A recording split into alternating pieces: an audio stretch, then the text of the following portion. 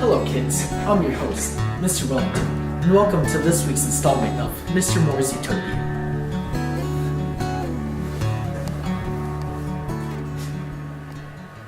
Now kids, we've talked about many aspects of our society that contribute to making the comfortable life you have.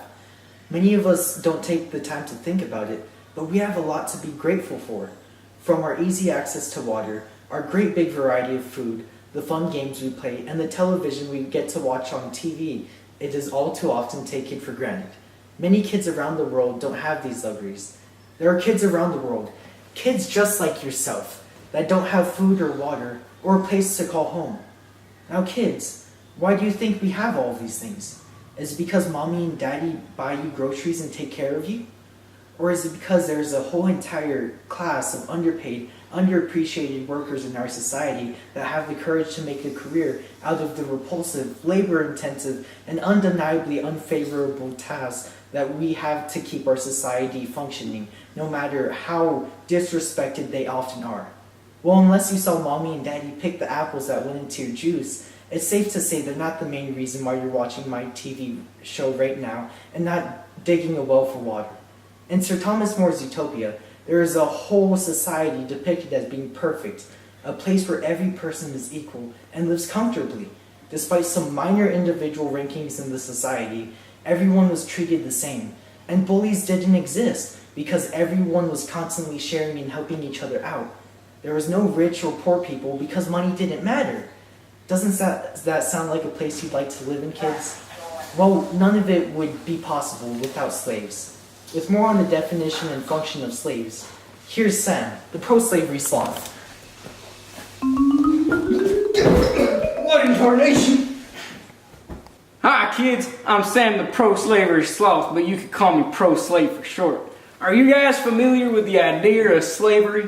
Raise your hand if you know what a slave is. Well kids, you're gonna learn today. Let's take it outside. Throughout the history of human civilization, slavery has persisted across different regions, civilizations, and eras. Shut the up, Guillermo! Perdón, señor. As I was saying, many slaves began as war captives that were forced to be subservient and work for their captors. This is true for many of the slaves in Utopia. In all my years of research, I've been led to believe one of the greatest philosophies of Utopia was talk shit, get hit. It's this type of social unity and low tolerance for booze that led to this apparent social hierarchy that rewarded the conformists and punished the disruptors. Hand me the holy book, Guillermo! Sí, señor. This is the Bible. I want the holy book about all them beautiful slaves. Oh, wait a minute. It's in my crotch pouch. Here we go. Now, let me see here. Yes, right here. In Thomas More's Utopia, of the day's 24 hours, the Utopians devote only 6 to work. They work 3 hours before noon when they go to lunch. After lunch, they rest for a couple hours, then go to work for another 3 hours. Then they have supper, and at 8 o'clock, counting the first hour after noon is 1, they go to bed and sleep 8 hours. If it weren't for these slaves, the Utopians wouldn't be able to enjoy those 6-hour work days. Now, let's get into what a slave is. According to Merriam-Webster's dictionary, a slave is one that is completely subservient to a dominating influence. Those who were slaves in Utopia were those people in society who done wrong and needed to prove that they can contribute to society in some way, somehow. Now, they were not looked down upon. In fact, they were given a chance to redeem themselves by being put to this subservient work. With this mechanic of redemption through slavery, the society maintained its internal infrastructure and constant flow of economic stability. Now, kids, when you're done up, don't you want a second chance? Well, that's what slavery is in Utopia, a second chance. That is, unless you're a war prisoner. In that case, you should just be happy that they didn't shit up too bad to where you're dead. Thanks for that, pro-slave. Now get on back here. Hey Sam, it's nice to have you back. Now, for the true backbone of our society, I present to you William. He's the true backbone of our own show. He is our own, well, Let's just say he does a little bit of everything. Hola, these gringos call me William, but I go by Guillermo Jesus Martin de la Rosa. They told me they pay me more if I talk about my problems and my issues with dinero. I have a familia I need to support, but these güeros no me pagan nada por todo el trabajo que hago aquí. Estas buenas personas me contrataron y me pagaron el dinero que necesito y merezco, pero no me pagan nada por todo el trabajo que hago aquí.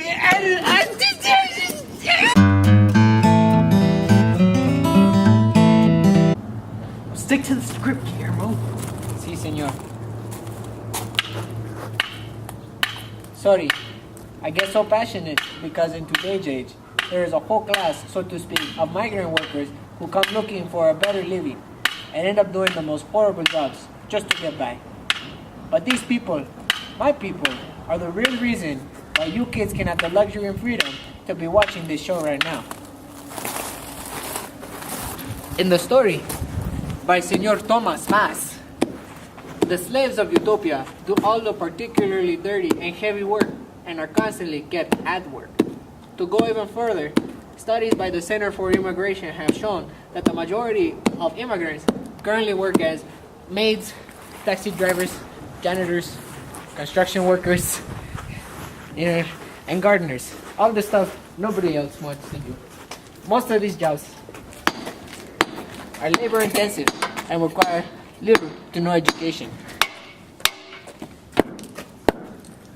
These are also jobs no native born American would want to do. Now you see, the slave system in Utopia is a lot like the workforce in the United States.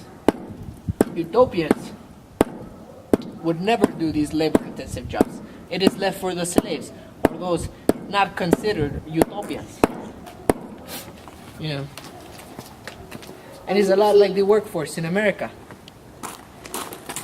All the desirable jobs are held by all the upper and middle class Americans, and the rest of the jobs are left for people like me, my people.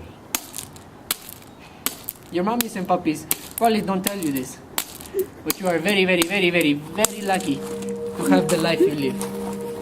There are children where I come from, niños and niñas, just like you, who struggle to find good drinking water and good food.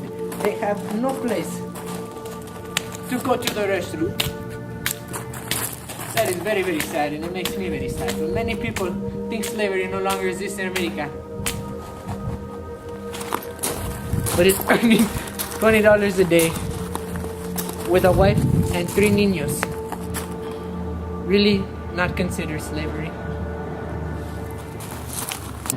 Well, Guillermo, I just wanted to say, from the bottom of my heart, and from the bottom of everyone's heart who works here, thank you. You put together a little something to show how much you mean to us all.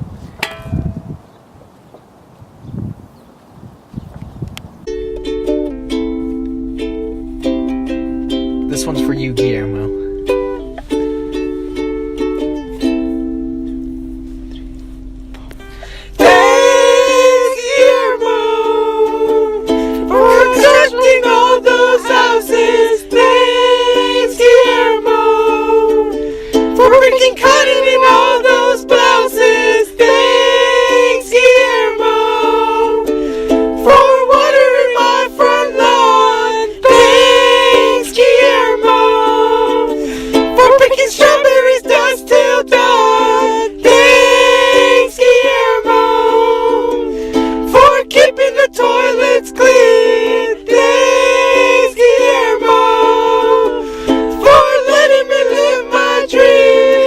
Guillermo, for picking the weeds. Thank you for doing the unwanted deeds. Thank you for making our country run, cause I know it's hard working all day in the sun. Thank you for cleaning up after my mess. We really want you to be truly blessed. I know that you're working for nothing. That's why I just want to keep loving you.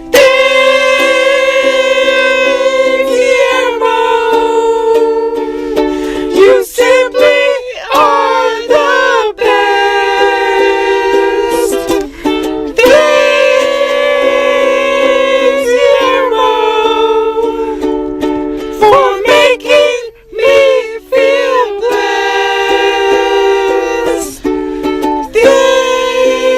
I just want want to say from the bottom of my heart, thank you, Guillermo, for all that you do. You are not only the backbone of this show, but also this great nation. I wouldn't be anything without you, Guillermo. So I just wanted to say, thanks, Guillermo.